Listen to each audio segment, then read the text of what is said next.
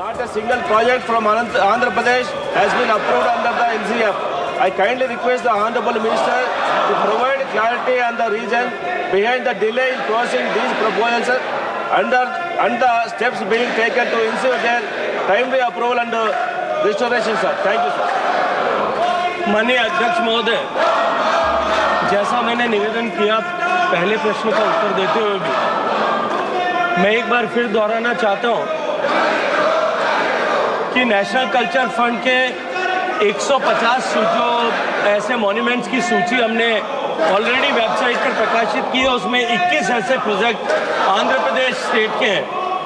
सामान्यतया एनसीएफ में कोई कंपनी सीएसआर देने वाला पीएसयू या कंपनी जब कभी किसी पर्टिकुलर प्रोजेक्ट के लिए सीएसआर देने के लिए आग्रह करता है तो हम उसके लिए इसको कंसीडर करते हैं।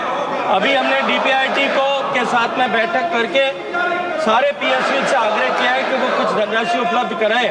जब भी धनराशि उपलब्ध होगी किसी इस पर्टिकुलर इन प्रोजेक्ट्स को प्रायोरिटी करते हुए तो हम निश्चित रूप से उसको कंसीडर करने का प्रयास करेंगे।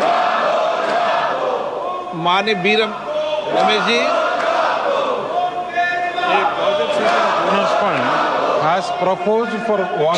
പ്രതിഷേധമാണ്. നന്ദിപ്രമേയ ചർച്ച തുടങ്ങിയത് മുതൽ തന്നെ പ്രതിപക്ഷ പ്രതിഷേധമാണ് അലയടിക്കുന്നത്. പ്രത്യേകിച്ചും വഖഫ് വിഷയം ഉയർത്തിക്കൊണ്ടാണ് പ്രതിപക്ഷം സഭയിൽ തങ്ങളുടെ എതിർപ്പ് രേഖപ്പെടുത്തുന്നത്. കുംഭമേള ചർച്ച ചെയ്യണമെന്ന ഒരു ആവശ്യം കൂടി പ്രതിപക്ഷം മുന്നോട്ട് വയ്ക്കുന്നുണ്ട്. കുംഭമേളയിൽ തിക്കിലും തിരക്കിലും പെട്ട് 30 പേർ മരിക്കാനിടയായ സാഹചര്യം ചർച്ച ചെയ്യണം. അത് ബജറ്റ് ദിവസവും ഇടയ്ക്ക് പ്രതിപക്ഷം അത് ഉയർത്തിയതാണ്. ബജറ്റ് അവതരണത്തിന് പിന്നാലെ തന്നെ പ്രതിപക്ഷ പാർട്ടികളെല്ലാം ബജറ്റിനെ വിമർശിച്ച് രംഗത്ത് വന്നിരുന്നു. മറ്റ് സംസ്ഥാനങ്ങൾക്ക്, ബീഹാർ ഒഴികെയുള്ള സംസ്ഥാനങ്ങൾക്ക് വലിയ തോതിൽ പ്രാമുഖ്യം കിട്ടിയില്ല എന്ന വിമർശനം ഉന്നയിച്ചു. ഈ കാര്യങ്ങളിലെല്ലാം പ്രതിഷേധമുണ്ടാകും എന്ന് തന്നെയാണ് നമുക്ക് മനസ്സിലാക്കാൻ കഴിയുന്നത്. അനൂപ് ദാസ് വിവരങ്ങളുമായി ചേരുകയാണ്. അനൂപ്, ഈ നന്ദിപ്രമേയ ചർച്ചയ്ക്കിടെ തന്നെ പ്രതിഷേധം എന്നുള്ളതാണോ പാർലമെന്റിൽ ഇത് കാണാൻ കഴിയുന്നത്?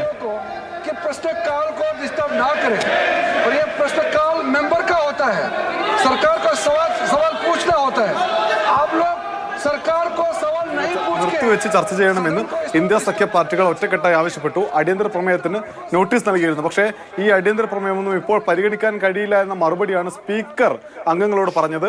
സ്പീക്കർ സഭയിലേക്ക് എത്തി ആദ്യം തന്നെ ചോദ്യോത്തരവേളയിലേക്ക് കടക്കുകയായിരുന്നു.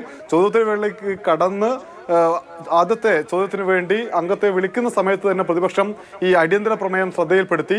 എന്നാൽ ഇപ്പോൾ അതൊന്നും പരിഗണിക്കാൻ കഴിയില്ല, മറ്റു വിഷയങ്ങളിലേക്ക് പോകാൻ കഴിയില്ല, നേരത്തെ നിശ്ചയിച്ച നടപടികളുമായി മുന്നോട്ട് പോകുമെന്ന് സ്പീക്കർ പറഞ്ഞു.